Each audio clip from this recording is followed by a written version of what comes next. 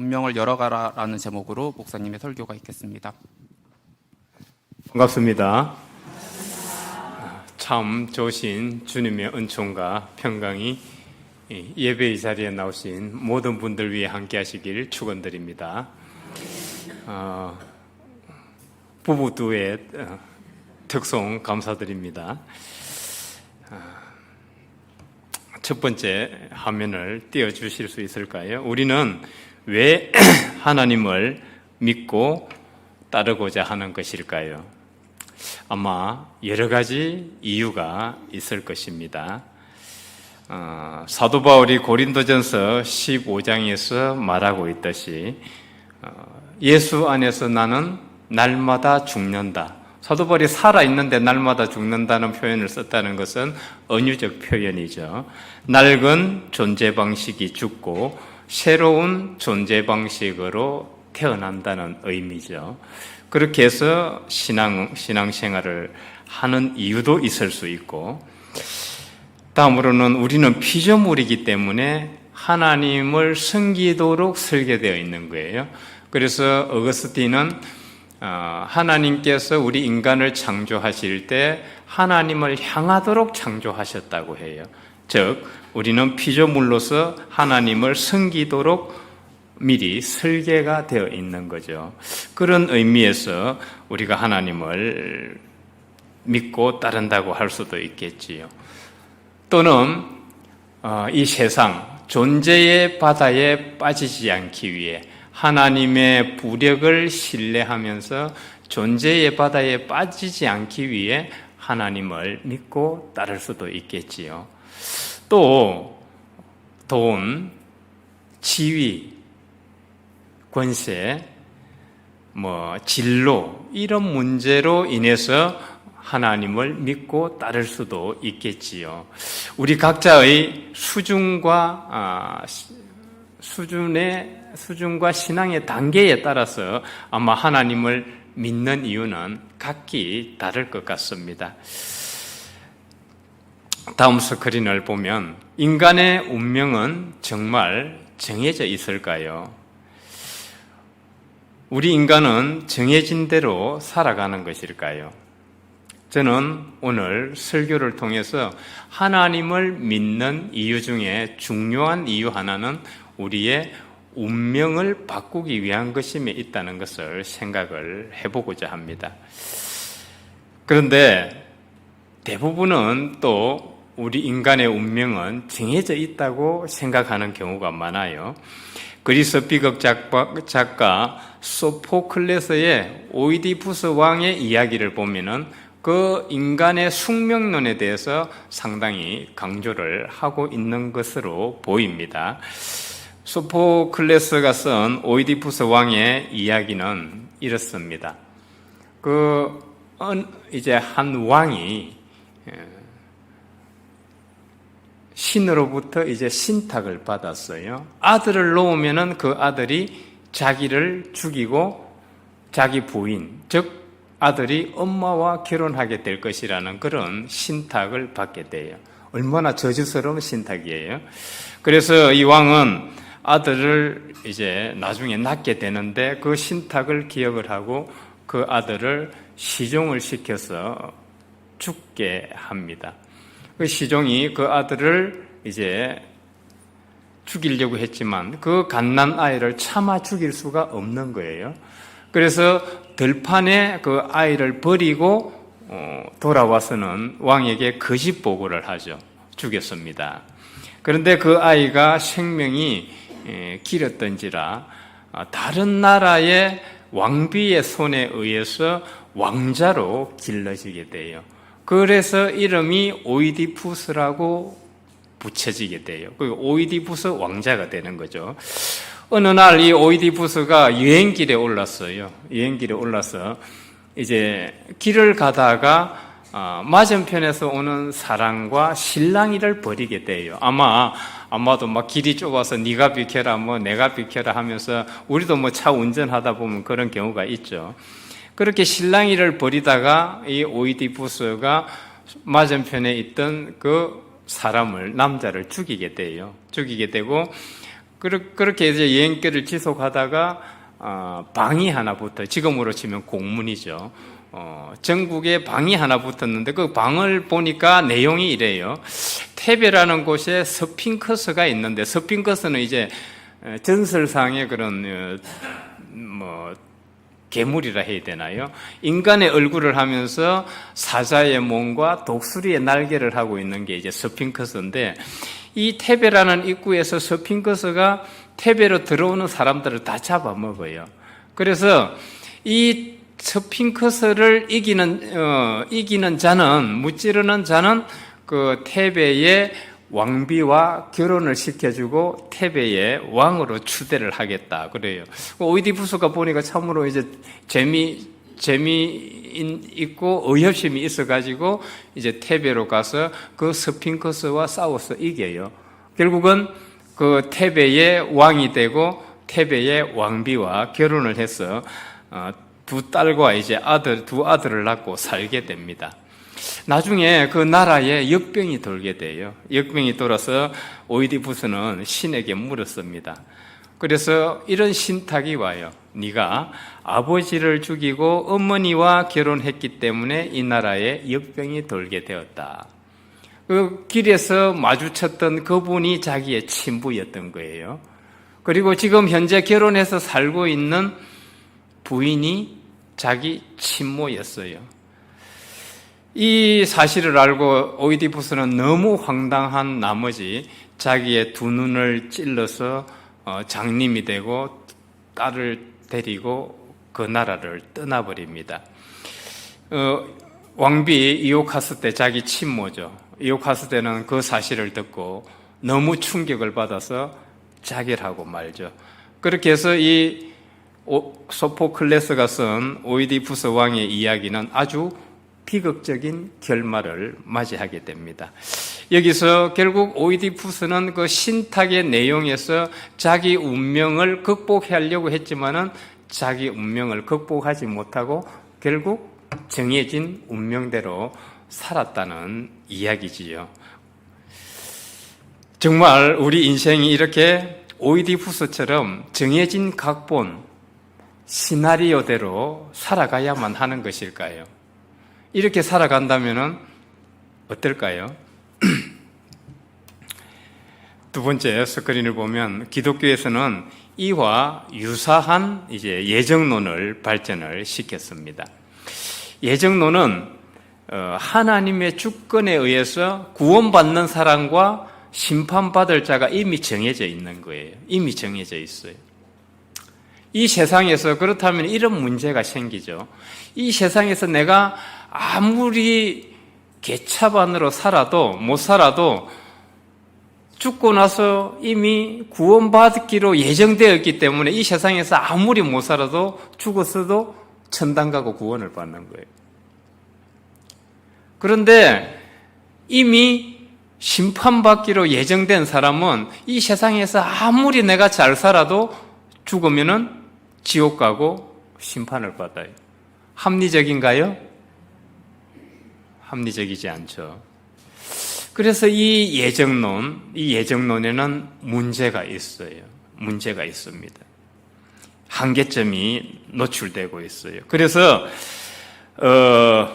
감리교 창시자 존 웨슬리 목사는 이 예정론, 자기 앞선 신학자의 목사의 이 예정론을 문제가 있다고 보고 수정을 하게 되죠. 수정을 하게 되는데 그는 이제 수정을 하면서 이것을 강조하죠. 믿음과 중생과 성화를 동시에 강조를 해요. 동시에 강조를 하는데 이신칭의에서 믿으면 그냥 구원을 받는 것으로 생각을 하는데 그렇지 않다.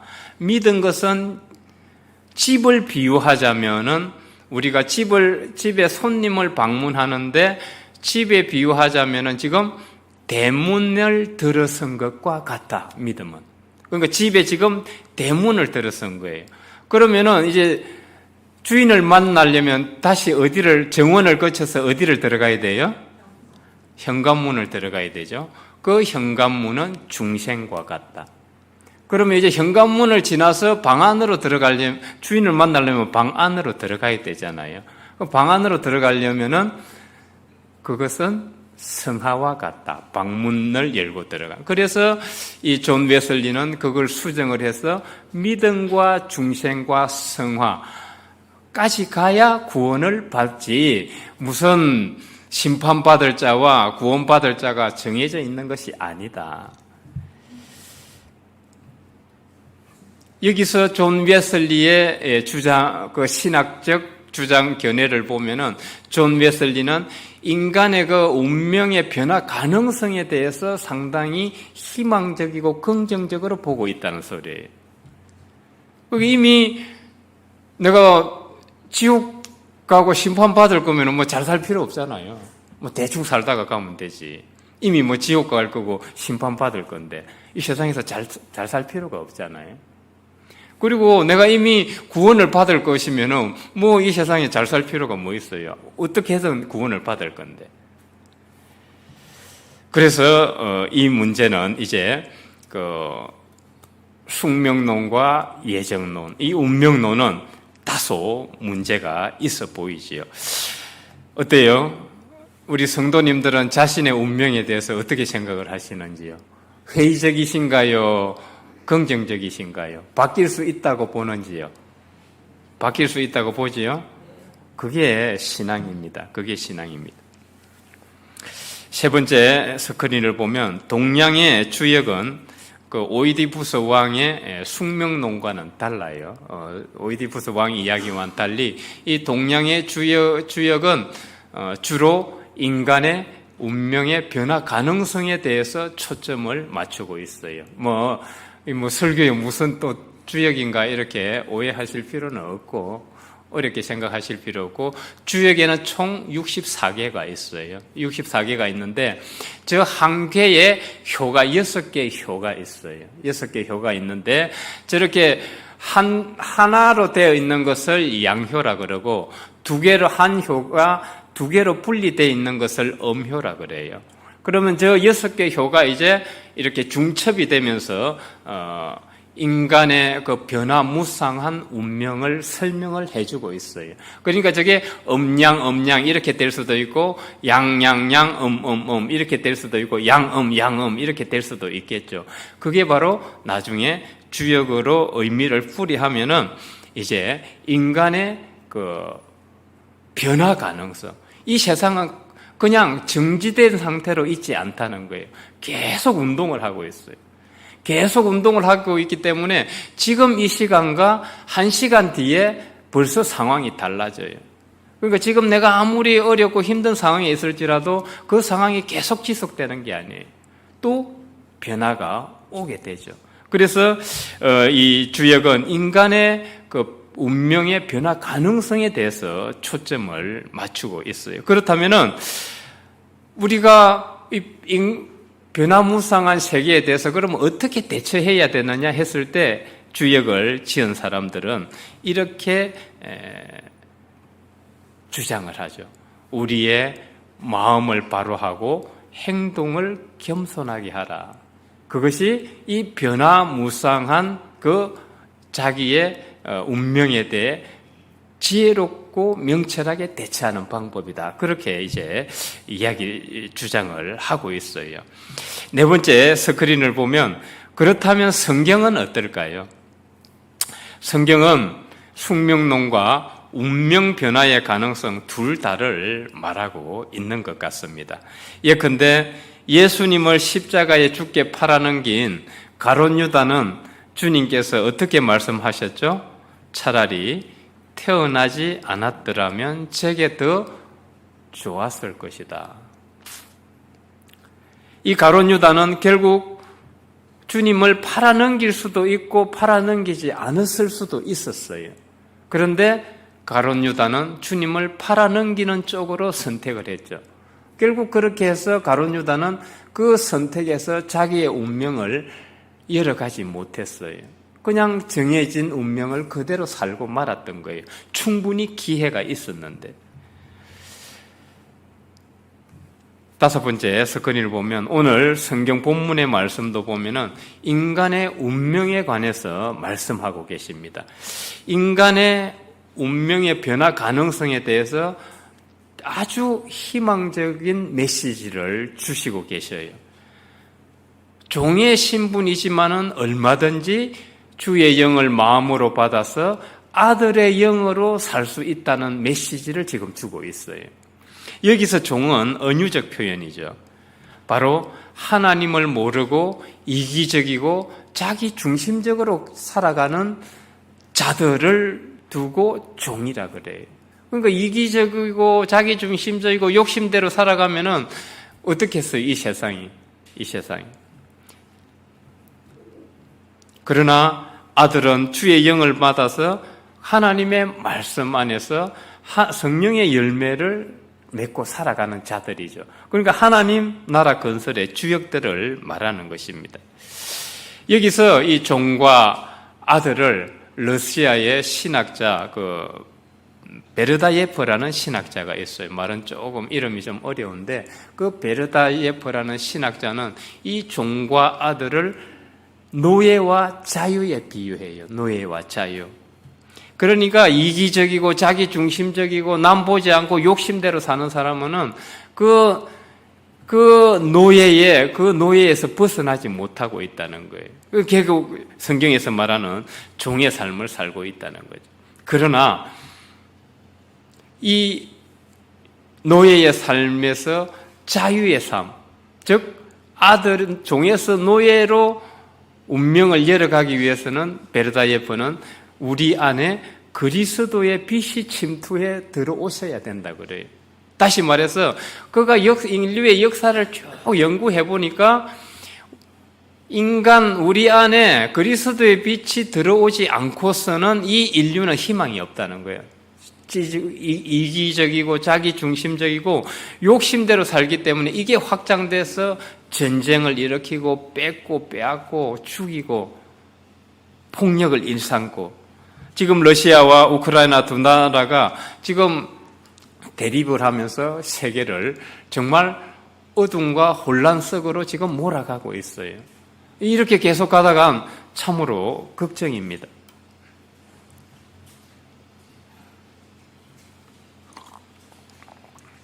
종의 운명으로 사는 것은 지극히 낮은 에너지로 사는 거예요. 아들은 높은 에너지죠. 왜냐하면 주님의 영이 우리 안에 계셔서 우리에게 영적, 신앙적 지평을, 새로운 영적, 신앙적 지평을 열어주기 때문에 우리는 아들로 산다면 높은 에너지로 살고 있어요. 에너지 레벨이 높아져요. 그래서 겉으로 볼 때는 아무렇지 않은 것 같은데 그의 내면은 아주 풍요로운 거예요. 주의 영이 계시기 때문에. 여섯 번째 스크린을 보면 신학자 마커스 보거에 의하면은 우리가 인생의 전체 무대를 보는 세 가지 방식이 있다 그래요. 세 가지 방식이 있는데 하나는 아주 적대적이고 위협적으로 보는 방식이에요. 이 적대적이고 위협적으로 보니까 이 세상이 뭐 어찌 될까 그냥 뭐 자기가 어찌 될까 늘 피해망상 속에서 살아가요. 피해망상 속에서 살아가니까 얼마나 그 삶이 불안하고 걱정과 두려움 속에 있겠어요. 실제로 생지옥을 사는 거예요, 그게. 그러다 보니까 자기를 지키고 보호하기 위해서 이기적이고 자기중심적으로 살아간다는 거예요, 결국은. 그리고 이제 무관심한 거예요. 이 세상, 이 인생의 전체 무대를 무관심하게 보는 거예요. 내하고는 아무 상관없어. 무슨 러시아 우크라이나 전쟁 하든 말든 그거는 내하고 별개야. 신림동에서 칼부림이 나건 말건 묻지마 칼부림이 나건 그거는 내하고는 전혀 상관이 없어. 어느 교사가 죽어가든 말든 그거는 내하고 전혀 상관이 없고 우송 지하차도에서 참사가 일어나든 말든 그거는 내하고는 전혀 상관없어. 나는 그냥 내 것만 챙기고 내만 잘 먹고 잘 살고 그냥 내 취미 생활하고 내 욕망만 채우면 될 것이지 그건 별 관심이 없어. 무관심하기 때문에 마찬가지로 이기적이고 자기중심적으로 그리고 욕심대로 살아간다는 거예요. 뭐 다른 거는 관심이 없으니까. 자기만 잘 먹고 잘 살면 되니까. 세 번째는 인생의 전체 무대를 하나님의 은총으로 보는 거예요. 하나님께서 해와 달과 빛을 주시고 공기와 물을 주시고 이 전체 우주의 생명을 주시고 양육하시고 이 전체 인생의 전체 무대를 은총의 세계로 바라보는 거예요. 은총의 세계로 바라볼 때 우리의 감성에 경의와 감사가 자극이 되면서 우러나와요. 이게 우러나와요. 경의와 감사가 우리 삶과 인생과 신앙에서는 대단히 중요해요. 여러분들이 지금 신앙생활을 하면서 삶을 살아가면서 그냥 무미건조하게 와서 예배드리고 찬양하고 기도하고 그냥 왔다 갔다 하고 우리 내면에 감정에 경의와 감사와 감탄이 없다면은 이는 정말 무미건조해요. 신앙의 발전이 없어요. 실제로 신앙의 발전이 없습니다. 내 지금 삶이 무미건조하고 내 감정이 메말라 있는 상태라면 우리 지금 내 신앙을 점검을 해봐야 돼요. 이 경의와 감사가 우러나와야 돼요. 아들의 삶을 살 때 주의 영이 들어오셔서 인격 신앙적 지평이 열리면서 실제로 경의와 감사가 우러나오게 돼요. 이 경의라는 것은 아이가 처음으로 그 세상을 바라보는 삶을 말해요. 아이가 그 예쁜 꽃이나 벌레나 짐승들을 뛰어다니는 사슴들을 볼 때 얼마나 신비롭고 경이한 눈빛으로 봐요. 저 드높은 창공의 그 푸른 하늘에 그 하얀 구름들이 이렇게 뭉게뭉게 피어오르고 떠가는 것을 보면서 그 아이들은 얼마나 거기에서 경이감을 느껴요. 그게 경이에요. 신비로 신기한 그런 감정. 이 경의가 신앙생활 하면서 있어야 돼요. 그래서 어느 목사님은 그러시잖아요. 여러분, 하나님이 목사들이 하늘에 가면 하나님이 심판하실 때 물어보실 때 뭘 물어본다 그래요? 뭐 교인수 몇 명이냐, 뭐 교세가 얼마냐, 뭐 헌금이 얼마냐 이런 거 안 물어보고 너 뭐 했어? 예, 뭐 전도하고 뭐 설교하고 교육하고 뭐 교인들 하나님께로 이끌었습니다. 그럼 하나님이 콧방귀를 끼시면서 너 설악산 단풍 구경 가봤어? 이렇게 물어보신대요. 뭐예요? 신앙이 우리 내면이 무미건조하면 그거 아무리 신앙 형식적인 예배드리고 종교생활해도 별 발전이 없다는 거예요. 정말 종교생활하고 있다면 우리 빨리 바뀌어야 돼요. 빨리 바뀌어야 돼요. 종교생활로 하나님께 최선을 다했다고 퉁치면 안 돼요. 퉁치면 안 됩니다. 이 경의가 7번째 스크린을 보면은 저는 길거리를 가다가 이 배롱나무를 자주 보게 돼요. 오다가 오며 가며 배롱나무 보시죠? 뭐 백일홍 이렇게 우리가 뭐 이름 부르기도 하는데요. 무더운 여름에 피어가지고 정말 그런 아름다운 자태를 유지하고 있어요. 저는 지나갈 때마다 참으로 대단하다 그런 생각을 해요. 어떻게 저게 지금 무더운 여름에도 저렇게 마르지 않고 시들지 않고 저렇게 아름다운 자태를 유지하면서 신선도를 유지할 수 있을까? 그리고 공원에 가보면은 그 낮은 곳에 그 음지에, 습지에 저 비비추가 아주 보라색 꽃을 은은하게 피우면서 그 모여 있어요. 그걸 보면은 참으로 쟤네들 신기하다. 어떻게 저렇게 음지에 햇빛도 잘 안 들어오는데 저렇게 자기의 모습을 저렇게 아름답게 피우고 자태를 유지할 수 있을까? 저 아직 괜찮죠? 저 아직 신앙이 괜찮아요. 제 자랑하는 거 아닙니다. 제 자랑하는 거 아니고 우리는 이 자연을 보면서 무엇을 보면서 이 몸이 건조하다면은 신앙이 뭐가 따로 뭐 하나님 믿는데 뭐가 따로 있어요? 이 경외감이 있어야죠. 경외감. 이 하나님께서 이 우주 만물에 생명을 주시고 우리를 양육하시는구나. 그 생명들을 통해서 그걸 바라보는 거예요. 그래서 경이로운 거예요. 그래서 경이로운 거예요. 그러면서 나를 반성하기도 해요. 쟤네들은 제자리에서 자기의 자태를 유지하면서 자기 할 일을 다 하는데 과연 나는 목사로서 내 할 일을 다 하고 있는가? 이런 반성도 해보게 되는 거예요. 그래서 경외감이 있어야 신앙도 성찰을 하게 되고 성장을 하게 돼요. 그리고 또 중요한 게 감사예요. 감사. 이 감사가 내과학적으로 밝혀진 것은 불과 10년밖에 안 돼요.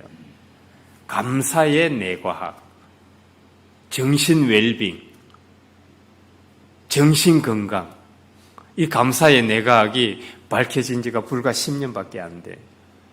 사도 바울이 데살로니가전서 5장 18절에서 뭐라 그랬죠? 범사에 감사하라. 그 당시 그리스도 제자들은 오신다는, 재림하신다는 주님은 오시지 않고 있었어요.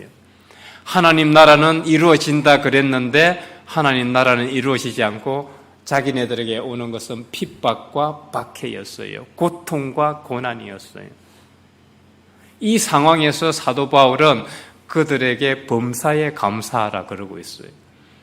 참으로 아이러니하죠. 저는 이걸 보면서 설교를 준비를 하면서 사도 바울이 2000년 전에 이미 이 감사의 내과학을 알고 있었구나. 이 감사의 정신 웰빙, 정신 건강을 알고 있었구나. 이 감사를 하게 되면은 우리 내에서 그 좌절과 실망의 경험, 불안과 걱정과 두려움 이런 것들이 한쪽으로 사라진다 그래요. 감사가 이렇게 들어오게 되면. 사도 바울이 그 어렵고 힘든 그리스도 형제들에게 박해받고 핍박받던 그리스도 형제들에게 이 감사의 치유책을 제시를 했던 거예요. 감사하면 해결의 실마리가 있나요? 어떻게 특별한 해결책이 나오나요? 감사하면? 안 보이죠. 안 보여요. 특별한 해결책이나 특별한 실마리가 없어요. 그런데 우리 내에서는 엄청난 변화가 일어나고 있다. 우리가 보지 않는 우리 내에서는. 신경회로가 바뀌게 됐네. 신경회로가. 감사하게 되면. 그래서 사도 바울이 고난과 고통 중에 있던 그리스도 형제들에게 이 감사를 치유책으로 제시했을 거라고 저는 봅니다. 2000년 전에 사도 바울은 감사의 내과학을 알고 있었다고 저는 봅니다. 이런 거예요. 고난과 실패와 좌절의 경험을 갖게 되면 우리는 상처라 그러죠. 계속 이 내에서는 반추하는 내가 있어요. 반추. 그러니까 사라지지가 않아요. 계속 생각하게 되는 거예요. 이거 왜 이랬을까? 왜 이리 힘들까? 계속 반추를 하기 때문에 걱정과 염려와 불안과 두려움이 사라지지가 않아요. 이게 생지옥 아니겠어요? 생지옥. 그런데 감사가 들어가면은 그걸 자를 반추하는 내가 이완이 된다 그래요. 이 내과학적으로 밝혀진 거예요. 그래서 시험, 지금 우리 학생들은 내신 때문에 학생부들은 시험 성적에 되게 민감해요. 제 아들도 그때 한번 설교 때 말씀드렸죠. 몇 개 틀렸다고 막 집에서 울고불고 하는데 하나님을 믿어라. 그리고 너를 믿어라. 이 대답만 해줬는데 오늘은 이제 설교 준비하면서 새로운 걸 발견했어요. 너 하나님께 감사해라. 시험 점수 낮아도. 실험을 했는데 시험 점수 낮은 그 학생들에게 감사하기를 시켰더니 곧 그 실패의 경험, 낮은 성적에 대한 그런 좋지 않는 경험들을 빨리 잊어버리고 극복하더랍니다. 그리고 암 진단을 받았던 사람들 얼마나 놀라워요. 갑작스럽게 내게 지금 우리 운명이 주역이 우리의 운명은 변화무쌍하다 그랬죠. 오늘 멀쩡하다가 내일 어떻게 될지 몰라요. 늘 그래서 겸손하게 행동하며 생각하며 살라고 하는데 우리가 어떻게 될지 몰라요. 어떻게 될지 모르는데 갑작스럽게 암 진단을 받았어. 근데 그 사람들을 불러 모아다가 감사하기를 시켰더니 그 자기의 암 진단을 그냥 마음을 추스르면서 받아들이고 그걸 오히려 극복하면서 나중에 완쾌되더라고 합니다. 그래서 사도 바울이 범사에 감사하는 것이 주 안에서 우리에게 향하신 뭐라고요? 하나님의 뜻이다. 하나님의 뜻. 그 감사가 하나님의 뜻이에요. 그래서 저는 이걸 이렇게 은유적으로 의미를 풀이해 봤어요. 감사는 원래부터 우리가 인간이 하나님과 연결되는 코드예요. 우리 내에서 그 우리의 하나님과 연결되는 것을 막고 있던 불안, 수치, 두려움, 염려, 근심, 걱정 이런 것들을 없애주면서 하나님과 연결되게 하는 비밀 코드예요. 코드, 비밀번호예요. 문을 하나님께로 열고 들어가려면 경의와 감사가 있어야 돼요. 이거 없이는 안 돼요. 그냥 믿는 것으로 안 된단 말이에요. 그래서 우리의 인생의 전체 무대를 하나님의 은총과 생명을 양육하고는 것으로 볼 때 우리 안에서 이 경의와 감사의 감정이 자극이 되고 우리가 하나님과 연결되면서 하나님께로 들어갈 수 있는 거예요. 저는 마커스 보거가 이 이야기까지는 안 했지만은 그 인생의 전체 무대를 하나님의 은총으로 봐야 된다는 이 부분에 대해서 상당히 공감을 했기 때문에 제가 그와 연결시켜서 조금 말씀을 드려봤습니다. 우리 인생의 전체 무대를 하나님의 은총으로 봐야 한다는 것은 아무리 강조해도 지나치지 않습니다. 그래서 주의 영을 마음으로 받아 아들의 운명을 열어가게 되면 우리 안에 인생의 전체 무대를 보는 새 지평이 열리게 돼요. 거기에서 감사와 경의가 우러나오게 되죠. 이렇게 사는 것이 이 유한한 인생이 영생을 바라보고 사는 것이 아닐까요? 이렇게 사는 것이 멋진 인생이 아닐까요? 지금 설교 들으면서 그래도 돈이에요. 뭐니 해도. 그런 분이 지금 많을 거예요. 8번째 화면을 보면은 아들, 하나님의 유업을 받을 상속자가 된다는 것은 그림으로 표현하자면은 하나님의 형태 발생장 안에 있게 되는 것입니다. 저 형태 발생장은 제가 지어낸 게 아니라 그랬죠. 저거는 과학을 넘어 과학을 하는 쉘드레이크라는 학과학자가 주장한 개념인데 저 형태 발생장 안에 있게 되면은 그 꽃과 나무와 동물과 인간이 자기의 고유한 형태대로 발전하고 성장하게 돼요.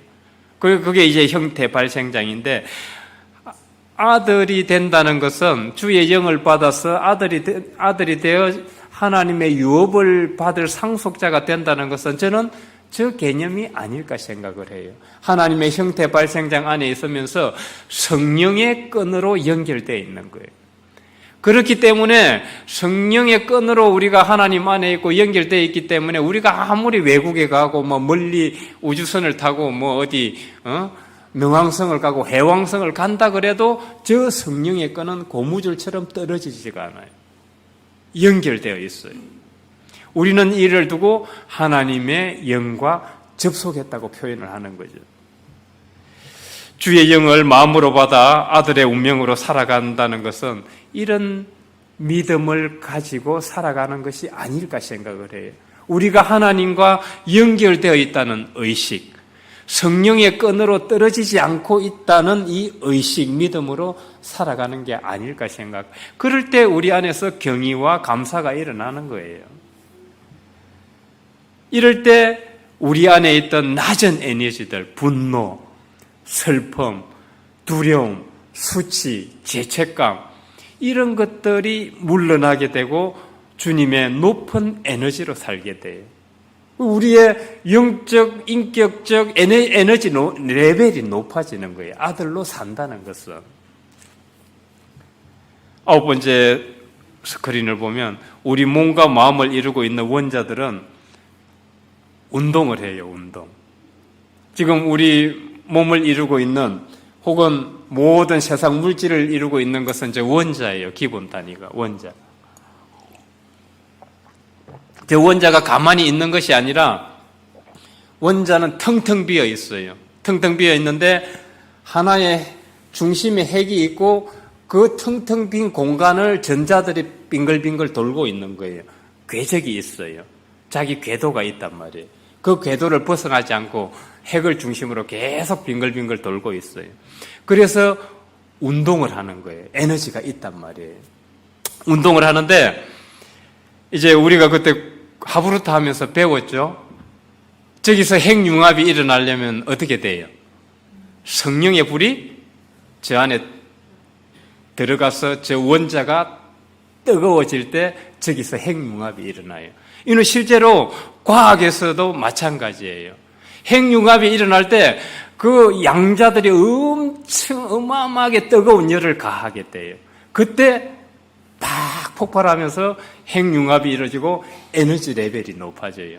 우주 빅뱅설이 그런 거잖아요. 이 조그만 먼지에 어마어마한 열이 가해지면서 지금도 팍 터지면서 지금도 팽창하고 있다는 거 아니겠어요? 그래서 성경을 보면은 성령의 불이 내린다. 성령의 불이. 마가의 다락방에. 그 성령의 불이 저 우리 몸 속에 있는 원자로 들어올 때 저게 핵융합이 일어나고 양자토약이 그때 궤도를 돌고 있던 저 전자들이 궤도 수정을 해요. 궤도가 바뀌는 거예요.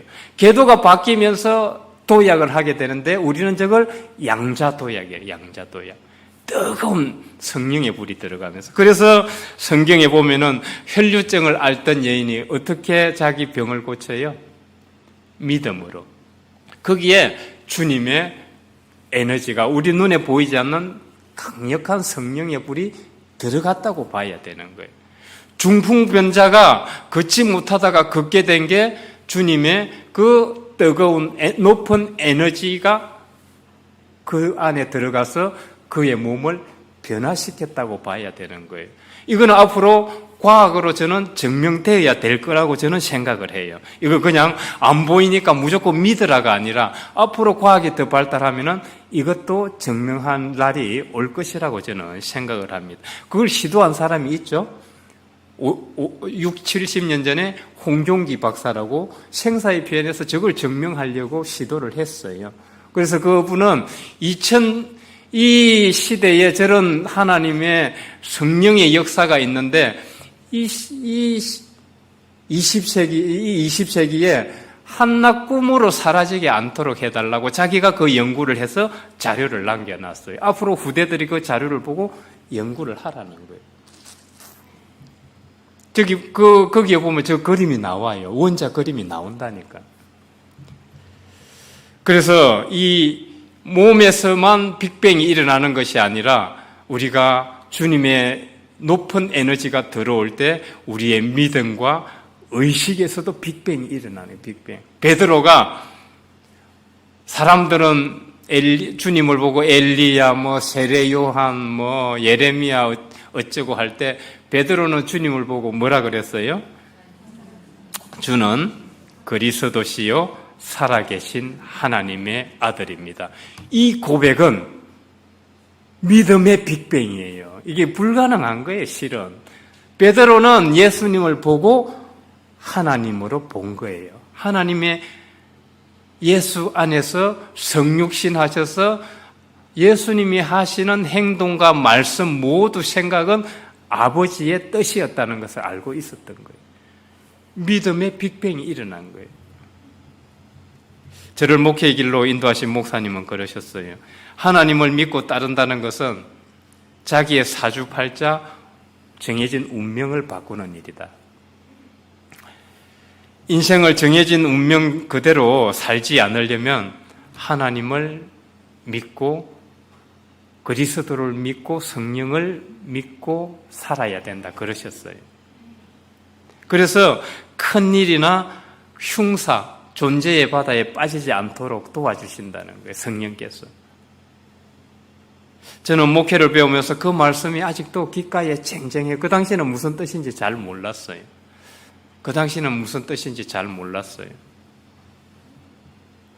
우리가 하나님을 믿는다는 것은 내가 서두에서 말씀드렸듯이 실제로는 우리의 정해진 운명을 바꾸려고 하는 거예요. 가룟 유다처럼 정해진 운명대로 가면 안 되겠지요. 종과 아들은 다를 수밖에 없습니다. 이 종은 이기적이고 본능적이고 자기 중심적으로 살기 때문에 아주 강박관념이 너무 심해요. 강박관념. 이런 실험을 한번 했어요. 우리 뇌 부위를 자극을 했을 때 어떤지 알아보려고 그 기억을 관장하는 뇌 부위를 계속 이제 300번을 똑같이 이렇게 자극을 줬어요. 그런데 300번을 했는데도 그 같은 뇌 부위를 자극을 했을 때 똑같은 기억을 떠올리더랍니다. 강박관념이에요. 사라지지가 않아요. 종으로 산다는 것은 이런 낮은 에너지이기 때문에 늘 이런 강박관념, 피해망상, 불안, 근심, 두려움 속에서 살아가는 거예요. 하나님을 믿지 않고서는 이걸 벗어날 길은 실제로 없어요. 그럴수록 자신을 타인으로부터 고립시키고 자신이 만든 강박관념 속에서 살아가요. 종과 아들은 지금 다 같은 사람이에요.